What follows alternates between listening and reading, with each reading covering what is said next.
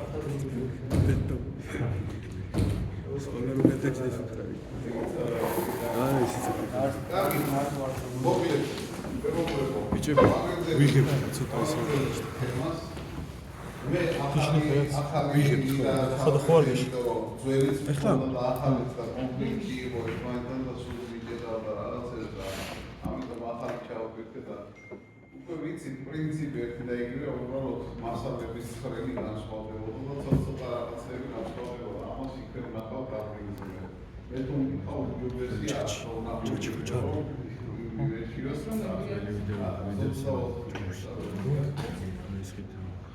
ესე იგი, ავიღოთ ახალი ამოცანა და რა თქმა უნდა, ეხლა უკვე სასახად ვამბობ სიუცის ამ უნივერსიტეტების ამოცანა, სიუცის ამოცანა. ეხლა აუზის ზომების თქვენ მითხარით ისე რომ რაღაცა აუზი ვაყავთ. ეხლა ვინმე მოიგონდა 4-5-ზე. ეზოში ვაკეთებ თქვა საზღვაო აუზს და ვიდა ის გავიარე გარეშე. იყოს 4-5-ზე. მოდი მე ავაგებ. ჯერ და მე კიდევ ერთხელ ავსნათ რა გავავებოთ ესა.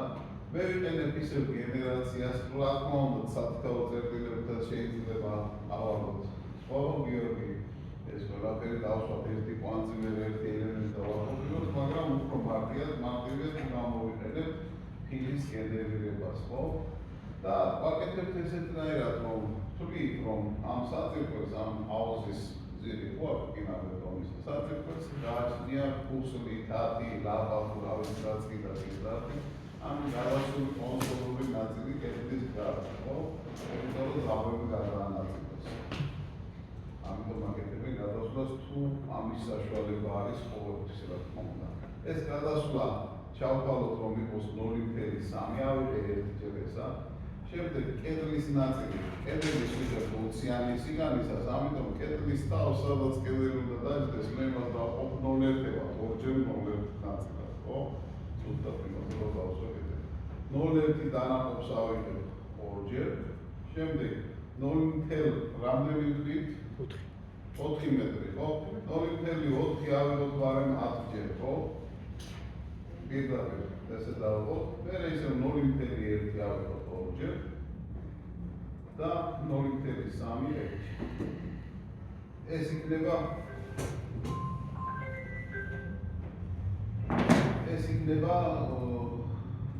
x-ის მიმართულებით დაყოფა. ეხლა y-ის მიმართულებით ანალოგიურად 0.3 ერთჯერ. შემდეგ 0.1 ორჯერ. ანუ შეგვეძლო ეს გადმოვეტანა. ხო, 0.3 იყო. ანუ ეს იყო კონსოლურ ნაწილი გადასული საწირკვის საკედლიდან გადაშვება. ნახავთ მე და 5 გადაიჭრა. ხო, რამდენი გამოესა 0.4 მეტრზე რო 5 მეტრზე რო გავაკეთოთ. ზუსტად არ გამოვა, ხო? ამიტომ როგორ გავაკეთოთ? ნახეთ 48 4 და 8 იყო ზუსტად 0-ზე, ხო? ეგრე არ არის. გამოდის 12. ამიტომ ესეთ რაღაცას გავაკეთებ 0.4 გავიდეს 6 პროგრამულად. როგორ? ეს მეთოდეს ვარიანტი საერთოდ. მერე 0.2 ავიღოთ ერთჯერ. ისევ 0.4 ავიღოთ ერთჯერ. შემდეგ 0.1 ავიღოთ ორჯერ. და ბოლოს 0.3 იყოს ერთჯერ. აი ახლა რომ მივცევთ ჩვენ ალამს. დავიხაზოთ პოზიციის. ეხლა რას ნიშნავს ეს ჩანაწერი მარცხენიდან? ეს ხარე ეკუთვნის აი ამ დაყოფას. ეს ხარე ეკუთვნის მეორე მართლობის დაყოფას, ხო? ნახეთ რომ დავიწერეთ 0.3 ერთჯერ, დაიწყო 0.3 აიღო ერთჯერ, ხო? შემდეგ 0.1 ორჯერ, 0.1 ორჯერ დაიღო. შემდეგ 0.4 10ჯერ, რატო ავიღეთ? იმიტომ რომ 4 მეტრიანი გინდა იყოს, ხო? აუზი. ამ 0.4 10ჯერ ავიღეთ, გამოვიდა 4 მეტრი, ხო? მერე 0.1 ორჯერ ისევე და 0.3 ერთჯერ. გასაგებია ეს დაყოფა? მე მგონი აქ კითხვები არ უნდა იყოს არა. ეხლა კედლები როგორ დავასვათ? ნახეთ, ეს ჩვენ გავაკეთეთ ფილის რეგულაციით. გადავიდეთ ოჭ კედელზე, ეს ჩანაწერი მოდით წავშალოთ. ეს ჩანაწერი აღარ ეხლა დავუკვირდით კედელი წამოვა აი ამ წერტილიდან და მოვა ამ წერტილამდე, ეგრე არ არის? ხო? ამიტომ ამ წერტილიდან ამ წერტილამდე რა გზა უნდა გაიაროს? 0.1 ერთჯერ უნდა გაიაროს, ხო? შემდეგ 0.4 10ჯერ.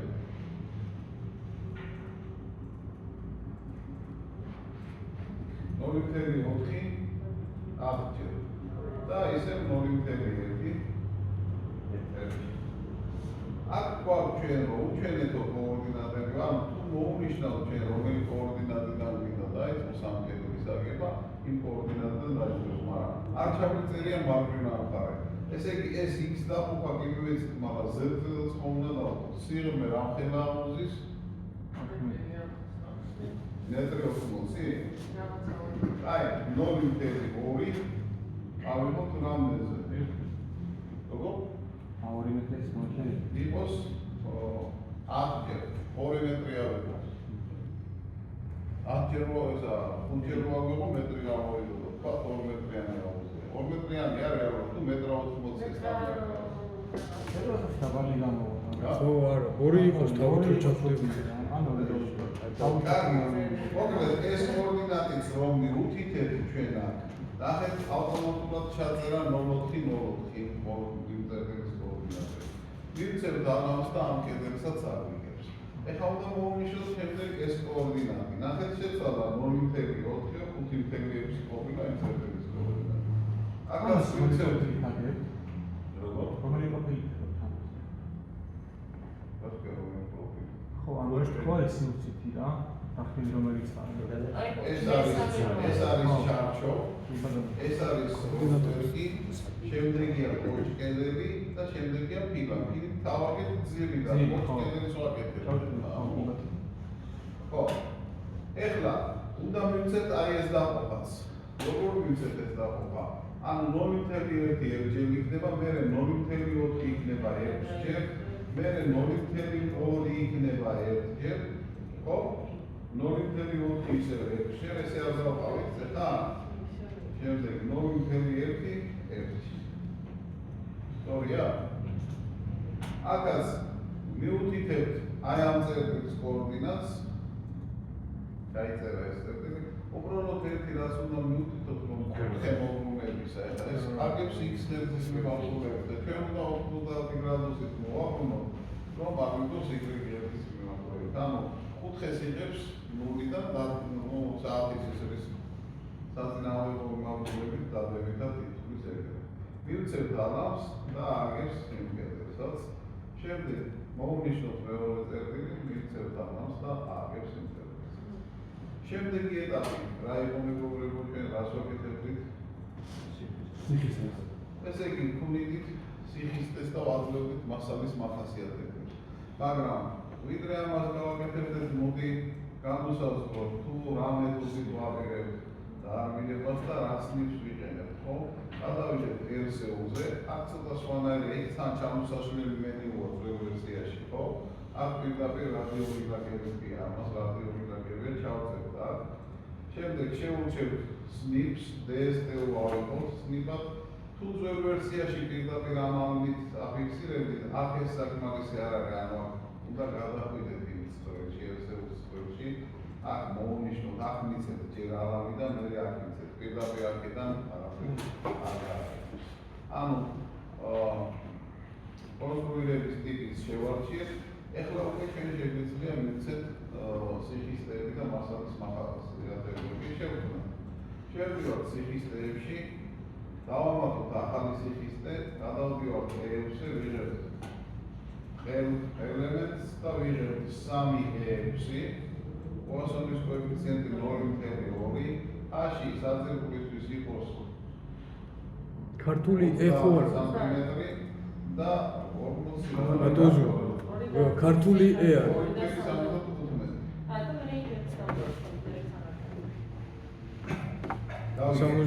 ხო, აქ რო შეცნობა დავუშვით, გავიგე, ანუ ქართულ სივრცე მიყენია და ქართული ეს ვერაფერ დაიკითხავს ეს 3E6. ამას დავარქვათ ფილა საძირკველი.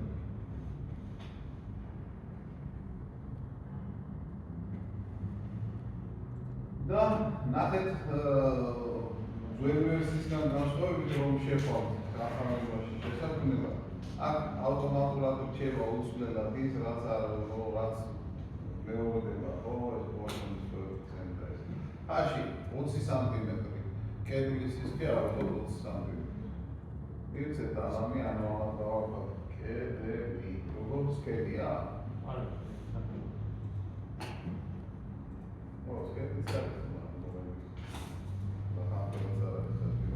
გადავიდეთ ჟების ნაწილზე, ანუ მასალის მახასიათებლები მივცეთ და აი აქ რომ შევართ რედაქტირებაში გამოდის ცოტა განსხვავებული ცხრილი ვიდრე იყო ძველ ვერსიებში.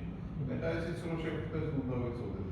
დავუკვირდით პირველი 1 2 3 4 გამოყიდება აქვს ამას. პირველი არის ეროვანი ელემენტებისთვის, ანუ სვეტი რიგელი თუ გინდა იმის მახასიათებლები ვიცეთ. აქ უნდა ამოწეროთ ესა. მეორე არის ყველი ელემენტებისთვის, ანუ ფილა, ფოსკედები და ასე შემდეგ აქ უნდა ამოწეროთ. მესამე ბეტონია, ჩვეულებრივი მეოთხე არმატურის ნაწილი. ეხლა ჩვენ ეროვანი ელემენტი არაფერი არ აქვს, ხოზუთ ყველი ელემენტები გვაქვს, ამიტომ გადავდივართ პირდაპირ მეორეზე. ანუ კოლნაჭი, რა საუბარი? როგორ? კოლნაჭი რა? კოლ. სადმე გინდა? საცურაო აუზ მიწაში რო გაქვს იმას ვედები ხონდეს? აწევა თუ მოგვინდა? აბატივი რა? არა, პიტაკეტელი შეიძლება რომ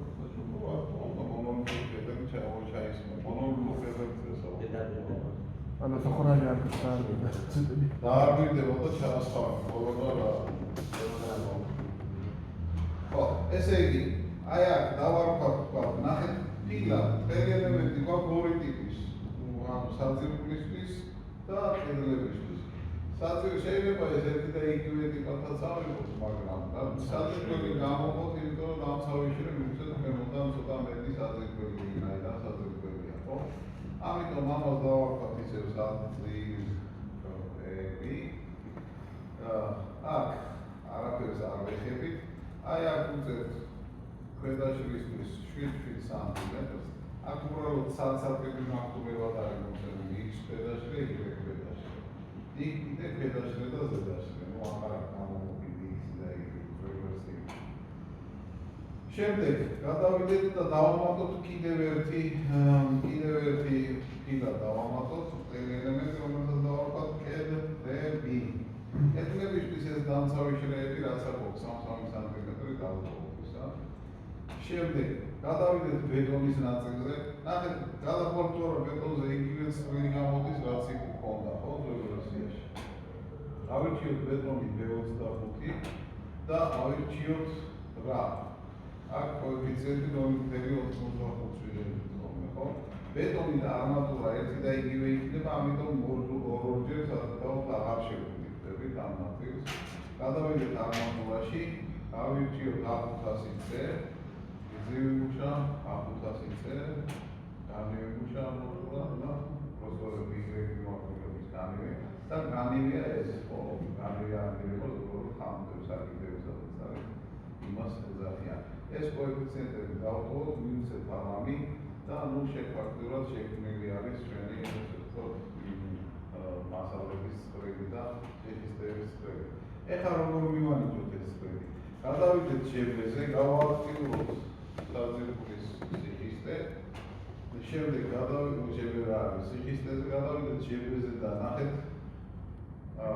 პირველივე იყო საძირკვლის შექმნილი ანუ პირველი B25 ეს ორივესთვის ერთი და იგივეა ბლოკის მიხედვით ბლოკის საშუალებით მოვნიშნოთ ჩვენ საძირკველი და ვინცეთ აი ეს ხო ეხლა დავუკვირდით გაჩვენებდით აი ამის მონიშნებს რამდენიმე ვარიანტია კედელი მომოვიდა ეხლა მარტივია ისევ ბლოკის მიხედვით ამ კედელს დავაწყები შემოვაყვნებ ამ კედელს დავაწყები ამას დავაწყები მე ამას მოვნიშნებ მაგრამ ნუ შეიძლება შეგვიძლია სხვადასხვა შემთხვევები მაგალითად ყველაზე მარტივია ნახეთ დავაყენეთ წინიხეთში მოვნიშნე ყველაფერი და გადავნიშნე საძირკვლის პირა ხო აი ამით მარტო კედლები დამჭა მომიშნები მეორე ვარიანტი მესამე ვარიანტი ფილტრში შევედი და სიხისტის მიხედვით ნახეთ ჩამოშალე და რომელ ელემენტსაც არ აქვს სიხისტე ის მოვნიშნე ამ შემთხვევაში მარტივად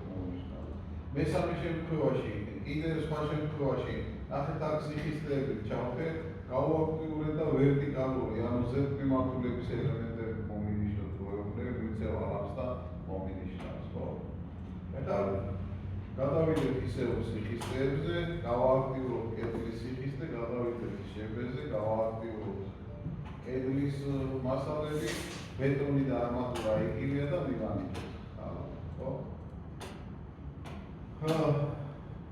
აი მახსოვს თქვა რომ ჩავეკულოთ ამ ეს მაინც პროჟექტში ეხლა მოდით ვილაპარაკოთ დატვირთვებზე რა დატვირთვები გვექნება საკუთარი ზონა ჩვენ წინაზე მოვდეთ საკუთარი ზონა გრუნტის ზონა გარედან ყოველს მუდმივ დატვირთვებში შევიდა ორივე მე ხანგრძლივი დატვირთვებში მოვდეთ ორჯერ წყალი ხო გასწოთ ერთჯერ ეხლა ეგეთ რაღაცას აღარ გავაკეთებ. მოვდეთ ერთ დატვირთვას და რატომ ამას მე ბოლოს აგეცდი. ანუ მოვდოთ მთლიანი დატვირთვა სავსე, არის თქვა ეს ფინანსი. შემდეგ მესამე დატვირთვა ეს იყო სეისმიკა X-ის მიმართულებით, სეისმური დატვირთვა, მეოთხე იყო სეისმური დატვირთვა Y-ის მიმართულებით და მეხუთე იყო სეისმური Z-ის მიმართულებით, ხო? ამიტომ მოდით წინასწარ შევქმნათ ეს დატვირთვების წილი. მოვნიშნოთ პირველს კლასებს ავტომატურად და ეს იყოს მუდმივი დატვირთვა, პირველი მუდმივი. დავამატოთ ერთი დატვირთვა და ეს იყოს ხანგრძლივი დატვირთვა. შემდეგ დავამატოთ კიდევ ერთი და ეს იყოს სეისმური დატვირთვა. შემდეგ კიდევ ერთი დავამატოთ და ესეც იყოს სეისმური დატვირთვა. და კიდევ ერთი დავამატოთ და ესეც იყოს სეისმური, ხო? ანუ სამი სეისმური დატვირთვა გვაქვს და ერთი მუდმივი, ერთი ხანგრძლივი დროებით. მაშინ დავიწყოთ ახლა დატვირთვების მოდება. დავაყენოთ პირველ დატვირთვაზე, შევქცევთ დატვირთვებში და საკუთარ ფორმას ვამატებთ ძალიან მარტივად. დავავიწყოთ ეს და კოეფიციენტს უტოვებთ ერთს ვინაიდან 20 ზონაში გვაქვს გათვალისწინებული და ავტომატურად ვახდებ დატვირთვას. ეხლა მეორე გახსოვთ ფორმულა, როგორ ვაძლევთ იმას. გრუნტის დაწვას კედელზე. აი კედელი გვაქვს რა. მოცულობის მასა. ხო. აი ამ გრუნტის დაწვა როგორ გავითვალისწინოთ გვერდიდან ვაწება გრუნტი. მოცულობის მასა. ანუ გამა გამრავლებული Z-ზე და გამრავლებული სიმაღლე ეს კოეფიციენტი 45 მინუს P მეორე. აი ეს არის 1.1 მეტრი. ხო, რა არის რამდენი? 1.1. 1.1? ნუ ასე მახსოვს. ხო, არ ვიცი. მე არ მახსოვს. გამა არის გრუნტის მოსულობითი წონა. Z არის ზემოდან ჩაღრმავება. რამდენია? ტანგენს კვადრატი კი ვიცით რაც არის და 45 მაგრამ φ ნახევარი φ არის იმ გრუნტის შიგახახუნის კუთხე, რომელიც გრუნტით აწვება კედელზე, ხო? კედელს. ეს გეოლოგიური პარამეტრი, გეოლოგები გვაძლევენ აი ამ პარამეტრის მნიშვნელობას, ну, გეოლოგიას ხო გამეჭირდა თქვა თქვენ სახლის პირობებში აკეთებთ ანგარიშობთ თქვენთვის აუს, ხო? რა გრუნტი უნდა ჩაყაროთ იმის დამეხედით, ცხრილებშიც შეგიძლიათ ნაცვლში გახახუნის კუთხე. Professoris tixas უფრო მეტია, ვიდრე კენჭნარ გრუნტს.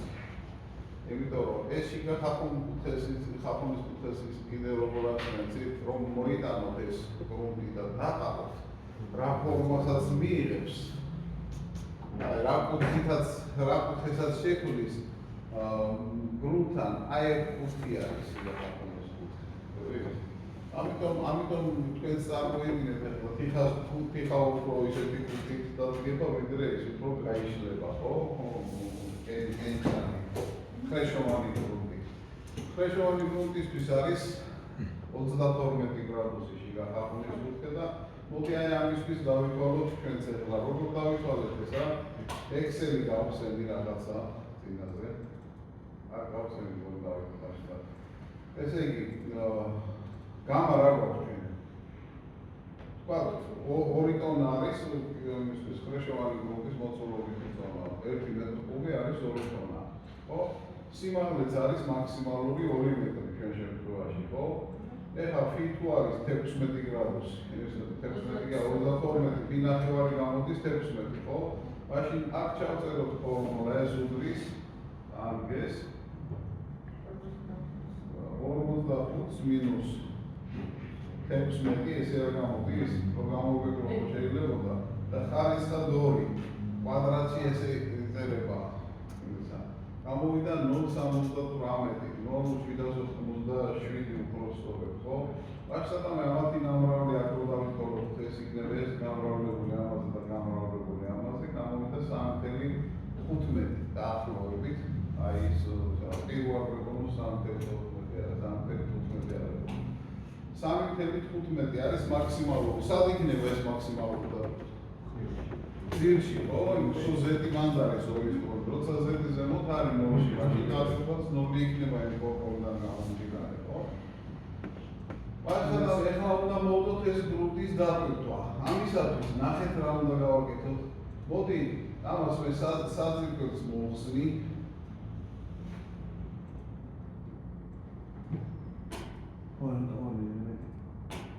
და შევხედოთ, ჩავთოთ ადგილობრივი ღერძები აი ამ ფილტვისა, კედლებისა.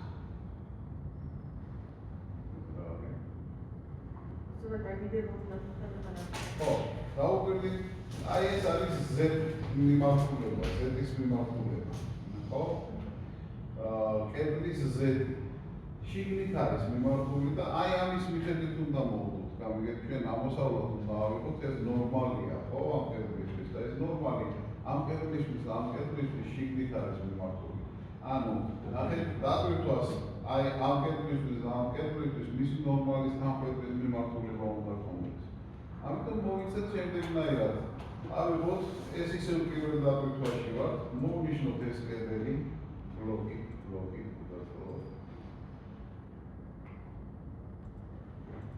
მოვნიშნოთ ეს ორი კედელი, ეს გამოვთოთ რომ და ეს კედელი და ეს კედელი, ну, ერთნაირია და ამიტომ გამოვთავაზებთ და დავიწყოთ ესა.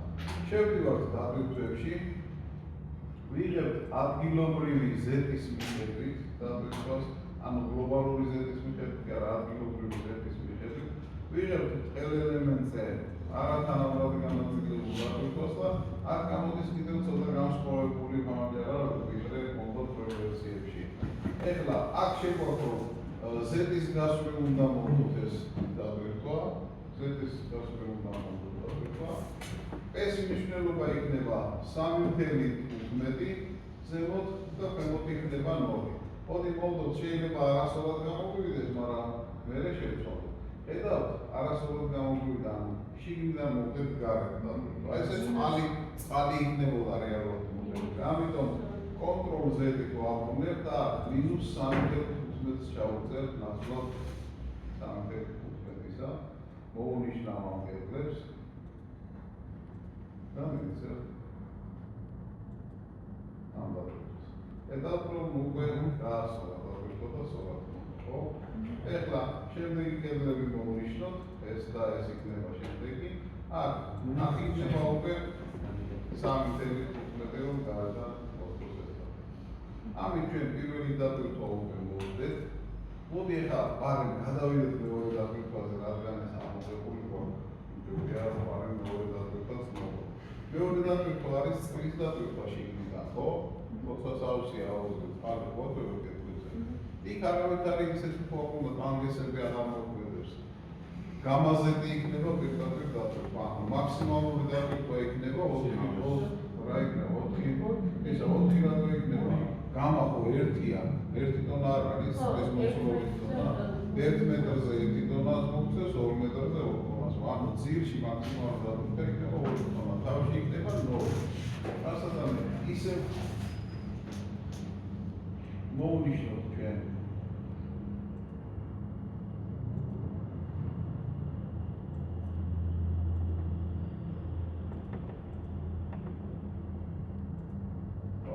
მოუნიშნოთ ეს და ეს კედლები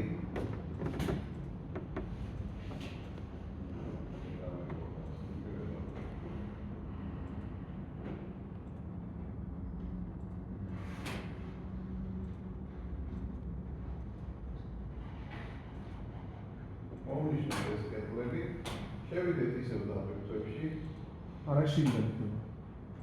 მაგრამ ეს იქნება შიგნიდან ისევ ადგილობრივი ზეთის მიმართულებით ისევ დატვირთვა და ეს იქნება 2 ტონა ოღონდ დადებითი ნიში. ოღონდ ზეთის გასწვრის უნდა გამოვუხოთ. მონოლი ჩაიწერება. მივცევთ და ნახეთ რომ სწორად მოდო უკვე შიგნიდან. ეხლა გადავიდეთ აი ამ კედლების მონიშნვაზე. მონიშნოთ ეხლა აქ იქნება -2 ტონა. გასაგებია, რამე სირკული არის აქ ამ კედლებში. ამით ამოვიდეთ მიანი კონსტრუქცია. ეხლა მე ბევრი რო არ ვიწყალო, დრო რო არ დავგახო ამაზე. მარტო მიანი საძირკვლის მოუნიშნავ და საძირკველზე ხო იქნება ის 2 ტონა კვადრატზე, არა და უფრო აი ამ ნაწილზე 2 ტონა არ იქნება, გრუნტის დატვირთვა იქნება, ხო? 4 ტონა გამოვა გარეთ ნაწილზე. მაგრამ ეს თქვენ გააკეთეთ, ხო ხდებით რატომაც იმას გრუნტი აწובה და არა წყალი. ეგრე არ არის?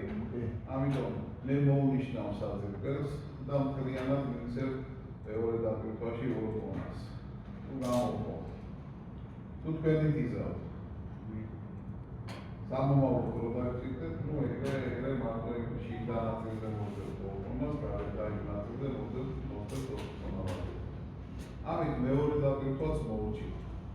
ეხლა შემდეგი ეტაპი რა არის? უნდა მივცეთ სეისმური დატვირთვები. საიდან მოვხდეთ სეისმურ დატვირთვებს? აი ახლა მივედით მთავარში.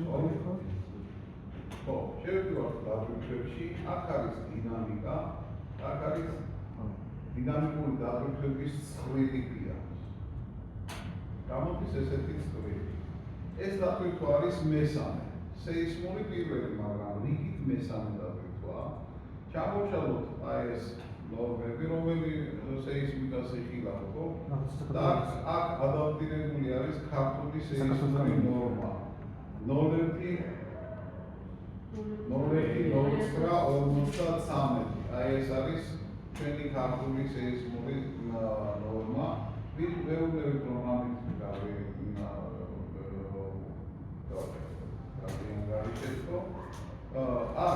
უწევთ ფორმების რიცხვს ხელოვნურად. რამდენი თევის ფორმა არსებობს ძირითადად? ხო? 3, ხო? ესე ვეუბნებია. რეალურად ბევრი არსებობს, ძირითადია 3, მაგრამ ნახეთ აქ რაშია საქმე. ჩვენ რომ მივუთითოთ 3 ფორმა, შეიძლება მოხდეს, რომ ამ 3 ფორმაზე მთლიანი მასა, სეისმური მასა ვერ აღრიცხოს, არ იმონაწილეობს სეისმურ დატვირთვებში მთლიანი შენობის მასა. აქედან გამომდინარე ხელოვნურად უზრდით ხელის ფორმად არის, რომ რომელიღაცა ფორმაში მაინც აღრიცხოს მასები, რაც შეიძლება ბევრი. ეს თვითონ ავტორები თვლიან, რომ 80%-ს უნდა აჯანყებდეს შენობის მასათა მონაწილეობის პრინციპის სეისმურ დაპირებებში, რომ ეს ჩაითვალოს ნორმალურად და აქედან გამომდინარე, რომ ეს პატარა შენობა და 10 ფორმა ჩაუწეროთ. ეხლა შევიდეთ პარამეტრებში, ნახეთ რა შევცვალეთ აქ.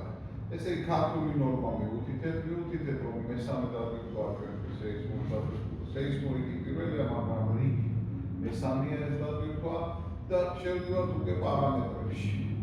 აქ პარამეტრებში გრუნტის კატეგორიას უთითებთ, ნუ მეორე კატეგორიის გრუნტი გვაქვს, ხო, რომ გრუნტი იყოფა კატეგორიებად რა.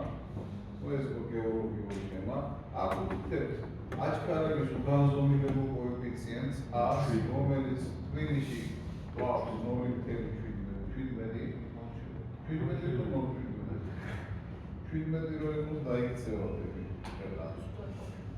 ხო, მოკლედ აქ არის კოეფიციენტები, ნახეთ რომელიც ამ სნიპების მიხედვით და სად არის ეს ქართულ სნიპში რომ დავუგლოთ ეხლა თქვენ და ნახოთ სეისმომეტექნიკის მშენებლობა ქართულად. ამოგიგდებთ იმ ქართულ სნიპს და ნაგებობების მიხედვით და რაღაცების მიხედვით, კლასის შენობის კლასის მიხედვით და ასე შემდეგ. ეს კოეფიციენტები ყველა მოცემული აქ ვიწერენ, ნახე ეს მე-4 წელშია, ეს მე-3 წელშია, ეს მე-4 წელში და ასე შემდეგ. ვინდა x-ის მიმართულებით სეისმური დაპირება მოვუწოთ, მაშინ x-ის მიმართულებით უწევ 1-ს, დანარჩენს ავტომატურად თვითონ გაანულებს. აი ამ პრინციპით მოქმედებს x კვადრატ პლუს y კვადრატი პლუს z კვადრატი. ჯამი უნდა უყურებდეს ეს, ხები? ეს ნუ ერთია, ეს რო სხვა რაღაცაა, ეს ჯამი აღარ გამომივა ერთის მეტი. ამიტომ ეს ნიშნავს, რომ კოსინუსების პრინციპია, ანუ კუთხესადობე რა კუთხე მისცეს მოდაპირთოს. კუთხეში იყო, მაგრამ თვით როგორ დაკუთხეს? ვერ გავიგე. თვით როგორ საკუთხეს? სამკუთხედი რა შეიძლება? ნუ რომ კოსინუსის სიმაც იდეალი. ანუ კუთხე წრეზე კუთხე როგორ აიღება კოსინუს გრადუსს. ხო, ის ერთი რადიუსი და მეორე რადიუსი და ერთი რადიუსი ნათებები, ხო? ანუ ნახეთ, ერთს ვაძლევთ x-ზე, ვაძლევს x-ის მიმართულებით. მივიცევთ ალამს, შემდეგ გვინდა მეორე დაგრეფვა, ანუ ეს და შენი მოიგებს.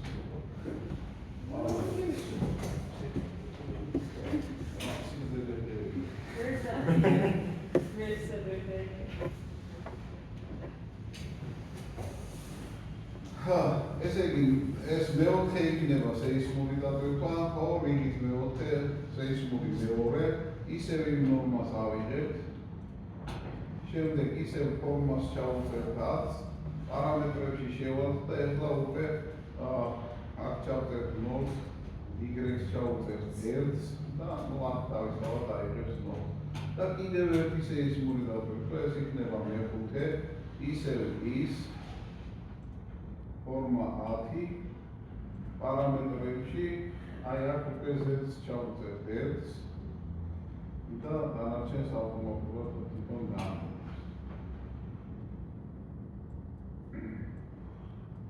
ჩავთვალოთ ამ წრებს. ერთი კიდევ გადავამოწმებთ, რომ ნამდვილად მივეცეთ ეს და დაიმახსოვრა.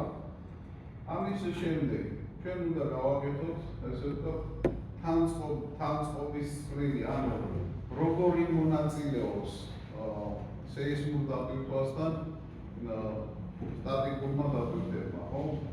მუდმივმა და ხანგრძლივმა ჩვენ შემთხვევაში.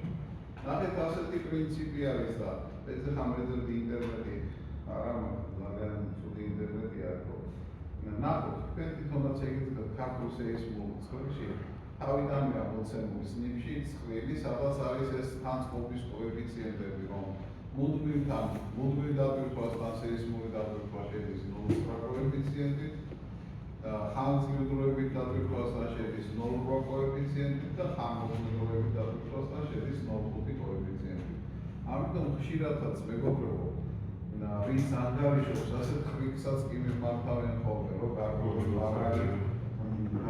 მარაგით რომ აიღონ, ესე ვთქვათ, ანგარიში, ხანმოკლებლობებით საერთოდ ხანმოკლებლობები ხომ და ხანმოკლებლობებით დაბირთვა შეყავ ხანგრძლივობით შევდები, რომ ის რადგანაც ნორმალ კოეფიციენტით შედის სეისმოდაბირთვასთან გამოული მარაგით იღებენ ხოლმე ამირებას და თავსით სამის რომ შვილადროეცი ეგრე არ არის გიო.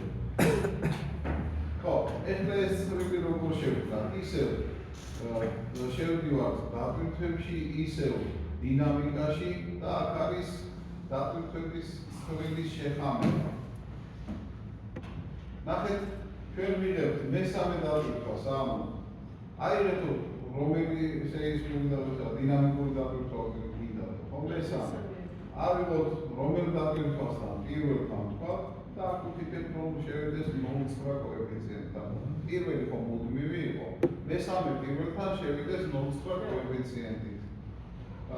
დავამატოთ ესა. შემდეგ მესამე მეორესთან, ანუ ხანგრძლივობებთან შევიდეს 0.8 კოეფიციენტით და დავამატოთ. ეს განმეორდება მეოთხე პირველთან შევიდეს 0.9 კოეფიციენტით. მეოთხე მეორესთან შევიდეს 0.8 კოეფიციენტით. 0.8 კოეფიციენტით. შემდეგ მეხუთე პირველთან შევიდეს ისე 0.9 კოეფიციენტით და მეხუთე მეორესთან შევიდეს 0.8 კოეფიციენტით. არის რამე სიტყვი ამაში. ხო? არაფერი ისე, ხო? ესიც გავაკეთეთ. ჩვენ რაც უნდა გავაკეთოთ ახლა? უნდა ესე ვთქვა, ერსეულს წვრილი გამოსაზღვროთ, გავსვათ მე რომ ერსეულს წვრილს მაინც შევდიოდით და კიდევ უსასრულოდ ხოლმე შიგნით. ანუ ეს ერსეულს წვრილი კი გება ავტომატურად დაბირთვები შეგვიძლია, მაგრამ კორექტირებას მაინც საჭიროებს, ან უნდა დავამოწმოთ და გავააქტიუროთ, ხო? მოვნიშნოთ პირველი დაბირთვა, ეს პირველი დაბირთვა რომ მუდმივია მიუთითოთ და ალამით გადავიდეთ. მეორე დაბირთვა რომ ხანგრძლივობითია, ალამით გადავიდეთ. მესამე დაბირთვა რომ სეისმურია, ეს ვიცით უკვე ჩვენ გვაგვიწყებული, მაგრამ სეისმურ დაბირთვებში ხო გავსვათ აქ ერთებს რა უძებნოთ ხოლმე რა, ურთიერთ გამოვეცავს. ორ შეიძლება სეისმური ტალღა X-დანაც, Y-დანაც და Z-დანაც ერთდროულად მოვიდეს, ამიტომ აი აქ ჩავუწერთ ერთებს. შემდეგშიდაც ჩავუწერთ ერთებს, ახალაც ჩავუწერთ ერთებს, ამას საერთო ალამით, დიდი ალამით დავაფიქსირებთ ესე ვთქვა და ამოცანა თითქმის მზად არის გაშვებისთვის. რა არის ამოცანა? ჩახისტება. ჩახისტება. მოდი თქვა ბრეგად ხუძეზე ვიწროთ და ავახისტებთ. რას ნიშნავს? ორი ვისაუბრ, ან შეიძლება ხუძეზე ვიწროთ, მაშინ უნდა ჩავახისტოთ. ან ბრეგად ხუძეზე ვიწროთ, მაშინ უნდა ვარჯიშოთ შესაბამისი პარსების კოეფიციენტებთან. გუნდის გავლენა გავიყვანოთ. ხო? საძებრებზე. ეხლა ეს ჩვენ შემდეგ ლექციებზე გვექნება ორსაფეხურიანი შენობა, სადაც გუნდის მოდელს ავაგებთ გეოლოგიურ მონაცემებიდან მომდინარე, რაღაც გეოლოგიას მოდიდან, იქიდან მომდინარე ავაგებთ და აი ვისწავლით როგორ გავიყვანოთ ეს პასტელის კოეფიციენტები, მაგრამ მანამდე ჩვენ შეგვიძლია ხელოვნურად ვიმანიჭოთ ეს პასტელის კოეფიციენტები, როგორ მოვნიშნოთ საძირკველი, შევიდეთ სისტემაში, აქ არის კოეფიციენტი C1 და C2 კოეფიციენტი. C1 კოეფიციენტი ავიღოთ 600, C2 კოეფიციენტი დარჩეს რაც არის იგივე. ეხლა ჩვენ რომ მოვდეთ ეს კოეფიციენტები ნამდვილად შეგვიძლია აქედან გავამოწმოთ, C1 მოვიდებს და 600-ია გვეუბნება, ნუ C2 რო ჩავუხოთ 0 იქნება, იმიტომ რომ არ მოვიდია C2 ხო, შემდეგ რა დაგვრჩა კიდევ? მარტო ეს არ არის. ეს Z-ზე, ხო? Z-ზე მოვდეთ, რომ რამდენითაც რას გულისხმობს C1 კოეფიციენტი, ანუ რეალურად ამ დაბირთვაზე რაჯდენასაც მიიღებს. იმას იტყვის და იმას ანიჭებს ამ ჩვენ საბჭოებს. ხო? ამიტომ მარტო ეს Z-ი არ არის საკმარისი, X, Y ხომდა დავამატოთ რა. ამისთვის მოვნიშნოთ ისე ჩვენი საზრდოების მანძები უნდა მოვნიშნოთ ჩამაგრებისთვის, ხო?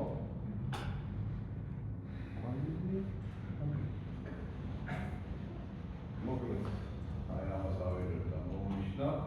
და რა უნდა ვქნათ? უნდა მივცეთ ჩამაგრებები, ანუ X-ი შევუზღუდოთ, Y-ი შევუზღუდოთ და Z-ი შევუზღუდოთ. ნახეთ Z-ს თვითონ C1-ით ეზუდება, C1 კოეფიციენტით. UX და Y ექნება, რომ დეფორმაციას რომ განიცდის ისა, მომრუდება ეს კვანტური არა გაფორმებული. ამიტომ აი ესეთი იქნება, არ არის მონიშნული, ხო? ეხლა ხო. ასეთი იქნება ჩამაგრება. ეხლა ერთი უპაკოვება ვიცით და ავუშვათ ამას ვესწრებით. ფაქტიურად ვიღებთ რაღაც შედეგი, ანალიზში რომ გადავიდეთ დეფორმირებული სურათი გვექნება რაღაც პირველ დატვირთვაზე, გვექნება მეორე დატვირთვაზე, მესამე დატვირთვაზე, მეოთხეზე, მეხუთეზე, ხო? და ასევე გვექნება ჩვენ არმირებები, ხო? არმირებები გააქტიურებულია, ნახეთ 2.52 კვადრატი გქონდა X-ის მიმართულების ქვედა და საზღვრებშია ამ ორ ელემენტს ერთდროულად არ გამიხილავთ, ცალ-ცალკე გამიხილავთ ზოგადად, რომ უფრო გაგვიმარტივდეს არმირება. ამოვიღეთ თქვა საზღვრებს 2.52 ყველგან თითქმის ერთნაირ არმირებას იძლევა. იმიტომ რომ ეს შენობა ძალიან ხისტი გამოდის, ფაქტურად დეფორმაციები და ეს არაფერი ისეთი დატვირთვა არ აქვს, კარგად გასავით შენობა. ეხლა რომ გავუზავნოთ იმას დატვირთვებს, პირველად გაიზარდება არაფერი. გასაგებია, გავისწავლეთ მევაკელი ლექცი, ვისწავლეთ